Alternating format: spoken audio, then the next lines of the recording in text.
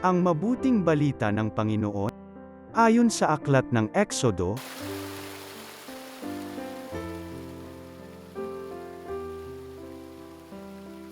noong mga araw na iyon, sinabi ng Panginoon kay Moises, "Bakit mo ako tinatawag?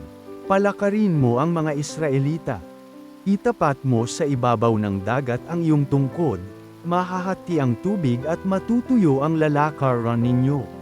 Lalo kung pagmamatigasin ang mga Ehipsyo at pasusundan ko kayo sa kanila, ngunit doon sila lilipulin. Ang mga Ehipsyo, ang mga kawal ng Faraon, pati ang kanilang mga karwahe. Ipakikita ko sa kanila ang aking kapangyarihan. Sa gayon, malalaman ng mga Ehipsyong iyan na ako ang Panginoon."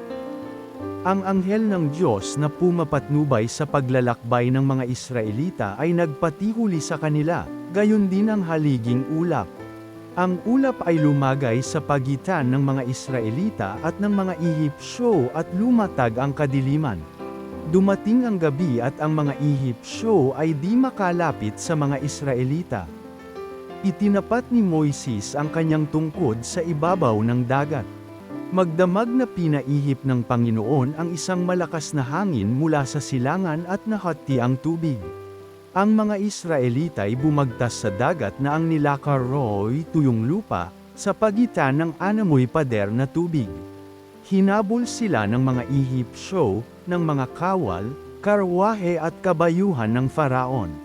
Nang magbubukang liwayway na, ang mga Ehipsyo'y ginulo ng Panginoon mula sa haliging apoy at ulap. Nalubog ang gulong ng mga karwahe at hindi na sila makatugis ng matulin. Kaya sinabi nila, "Umalis na tayo rito sapagkat ang Panginoon na ang kalaban natin." Sinabi ng Panginoon kay Moises, "Itapat mo ang iyong tungkod sa ibabaw ng dagat at tatabunan ng tubig ang mga Ehipsyo pati ng kanilang karwahe."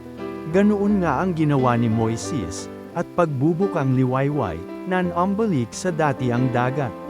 Ang mga Ehipsyo'y nagsikap makatakas ngunit pinalakas ng Panginoon ang dating ng tubig kaya't sila'y nalunod na lahat. Nang manauli ang dagat, natabunan ang mga karwahe't kabayo ng Faraon, pati ng kanyang mga kawal at walang natira isa man. Ngunit ang mga Israelita ay nakatawid sa dagat, natuyo ang dinaanan, sa pagitan ng anamoy pader na tubig. Nang araw na yaon ang mga Israelita ay iniligtas ng Panginoon sa mga Ehipsyo, nakita nila ang bangkay ng mga Ehipsyo, nagkalat sa baybay dagat. Dahil sa kapangyarihang ipinakita ng Panginoon laban sa mga Ehipsyo, nagkaroon sila ng takot sa kanya at sumampalataya sila sa kanya at sa alagad niyang si Moises. Ito ang inawit ni Moises at ng mga Israelita para sa Panginoon.